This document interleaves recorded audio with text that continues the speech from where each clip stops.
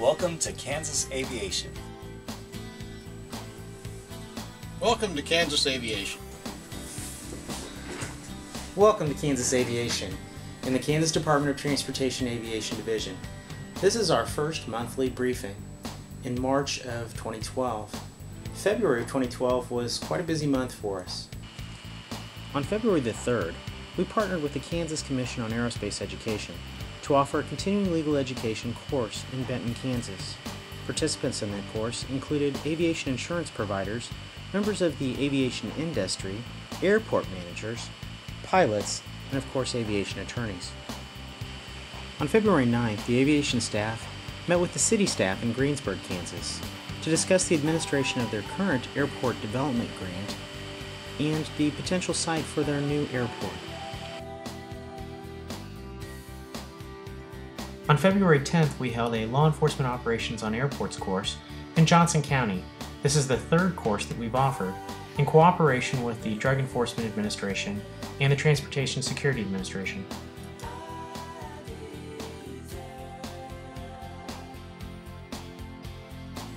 We did a brown bag presentation in the agency in the middle of the month.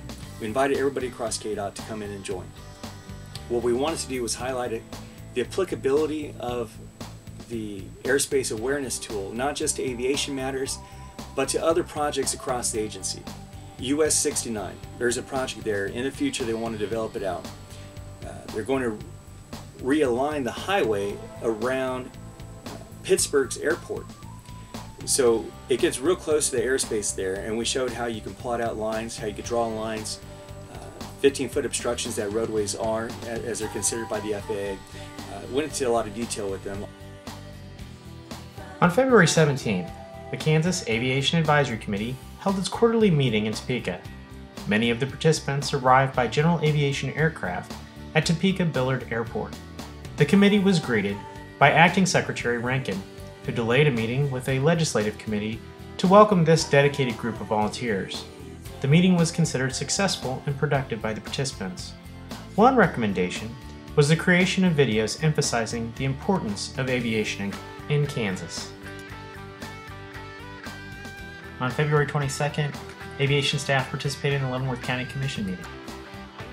On February 23rd, the division hosted an inspector's training in Hutchinson, Kansas. George will explain the importance of this program. I also manage the annual airport safety inspection program for the state of Kansas. Kansas is unique in this regard in that most states have a full-time person at the headquarters that is responsible for actually doing all of the inspections. In Kansas, we have an inspector, a trained inspector in each of the 6 districts. In fact, we just appointed, or not we, but the district engineers just appointed 2 new inspectors in Districts 2 and Districts 3, and they're going to be going to FAA inspector training in April at FAA expense, and we're looking forward to having those 2 guys on board.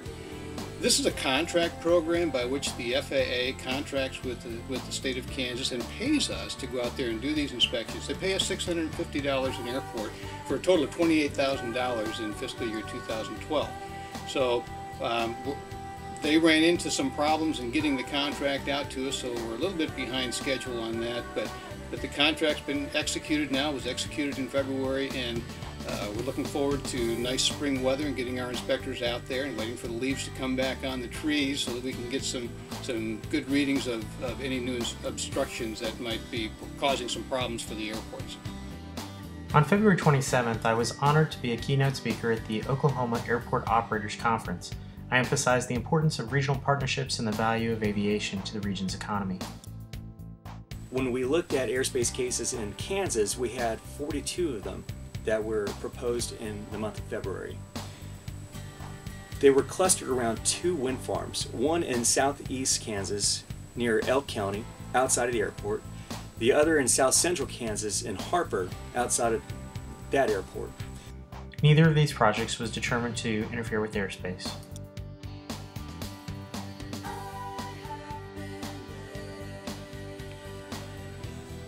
Well, we're right on schedule with the fiscal year 2013 Kansas Airport Improvement Program. We've gotten all 28 grants out to the sponsors for a total of $3 million. 18 of those have come back, been signed by the Secretary, and we're ready to go.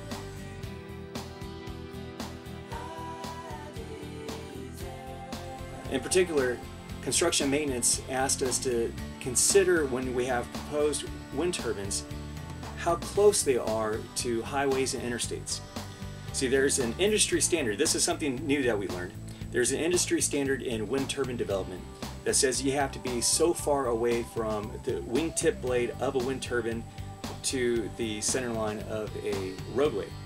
So they take in several things in consideration, you know, if one breaks, if there's wind, if ice flies off of it, there's a lot of safety considerations. So when we're looking at all the wind turbines now across the state, we're not just looking at its proximity to airports and penetration of airspace, but now we're looking at its proximity to Kansas roadways, highways, interstates. So already we've been able to identify, there was a wind farm that was proposed southwest of Dodge that was proposed last year. But I went back and looked at all of them and found a couple turbines that were really close to some of our highways. So construction and maintenance and planning have already gone out there, contacted the developers, and negotiated out where that space should be. And because it's in the planning stage, we caught it early enough that changes like that can occur without a lot of, without that company, without that developer having to incur a lot of costs.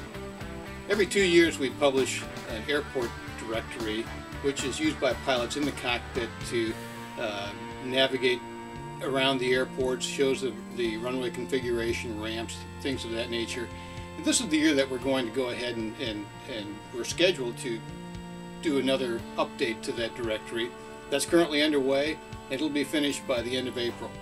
So we've gotten a lot of requests from pilots and anticipating and anxious to get the latest airport information, and we're on top of that, and we're running smoothly.